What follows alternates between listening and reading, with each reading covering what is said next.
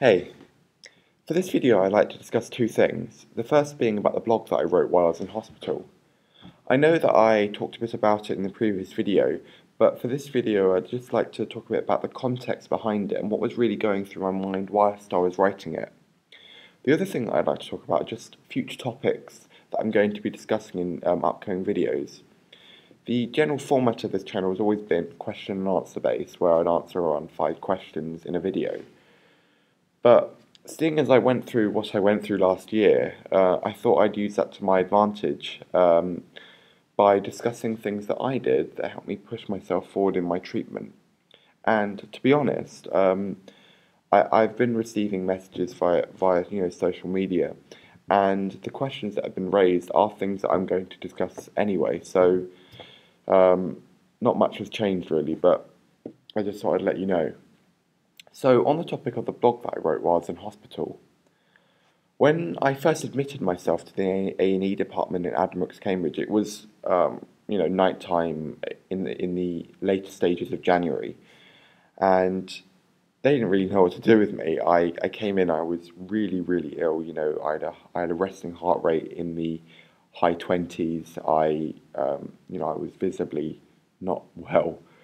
So they were obviously going to admit me as an inpatient to the hospital itself. So I was sent to a neurology ward in Addenbrooke's, where, I was settled. I thought to myself, okay, good, I'm in a hospital now, things can actually start moving forward with my treatment. The GP was silly to sort of dismiss my case as trivial by giving me an outpatient's appointment for 2 months away. So, I got to sleep quite well that night because I finally felt safe. It was good. It was a really good feeling. However, the next morning, I was expecting to be seen by the outpatients department of the eating disorder service, but the junior doctor who was writing up my case didn't really do anything.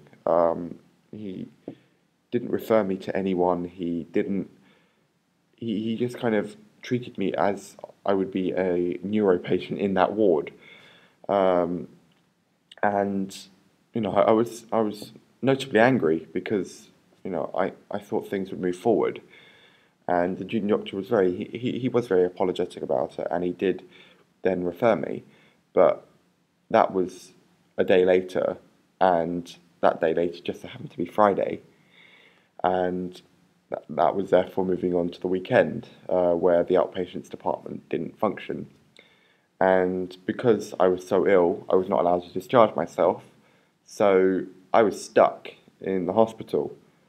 So that was the first step of my disappointment, let's say, in my hospital stay. And then as things started to move forward, so Monday came, I wasn't seen. Tuesday came, I wasn't seen. Wednesday came. Finally, a consultant in the outpatients department of the eating disorder service finally came and saw me. Very apologetic about it, saying, he really did empathise with me and did sort of spur me on saying, it was very good of you to admit yourself because, this 2-month appointment was too far away. And he sort of conducted the initial assessment, and he said, okay, I'm going to start making inquiries as to what's going to be the best course of action. About 3 days later, I'd not received any news, so I sent in, an inquiry as to, what exactly was going on. And the doctor came and saw me, and he said that he hadn't actually written up any sort of referrals, which I was a bit angry about, but it was another disappointment. So that was when I started to write my blog. I had to sort of go retrograde initially just to remember exactly what was going on when I admitted myself, so that I could do a sort of chronological thing. But I thought, I need to start writing this down because there have been so many failures since my admission that it's not really acceptable. And so as the days wore on, finally referrals were being made, but unfortunately the NHS being as cash-strapped as it is, there were no beds available, neither in Addenbrooke's in their outpatients. They've got their sort of own inpatient ward called Ward S3. There were no beds there, and there were also no beds apparently anywhere else in the country. So I was really quite scared because I was not receiving any therapy at the time. They weren't forcing me to eat.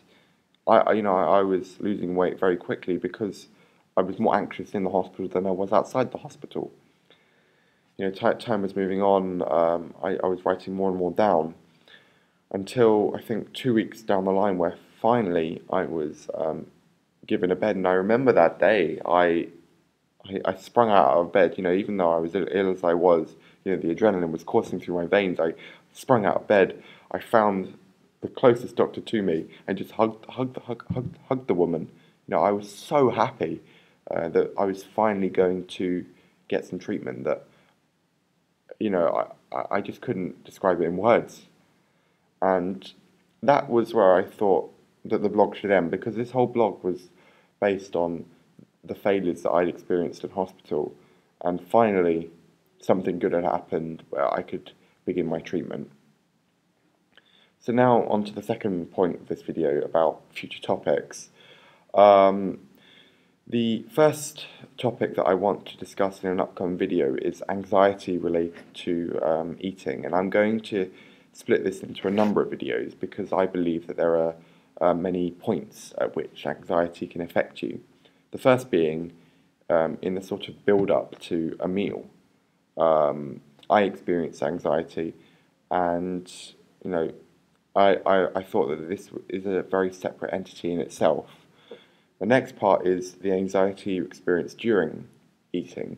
There are many triggering things that happen whilst you're eating that you do need to overcome in order to, overcome the illness itself. And the final part is about anxiety after eating. Now, I'm going to be honest with you, this isn't something that I actually experienced. The anxiety that I experience is before and during. Afterwards, I don't really have this urge to, say, exercise or purge or do anything like that. Once it's done for me. But this is something that I feel should be discussed, and I will discuss. But yeah, this will be separated into at least 3 videos. But you can see that the general sort of idea of this channel is changing, such that it's going to focus on individual topics rather than just a few questions. If you've got any suggestions that you want to raise with me, please talk about it in the comments below. Follow me on Twitter. I'll follow back, so you can send me direct messages and we can discuss future topics. But yeah, for now, thank you very much, and I look forward to seeing you soon.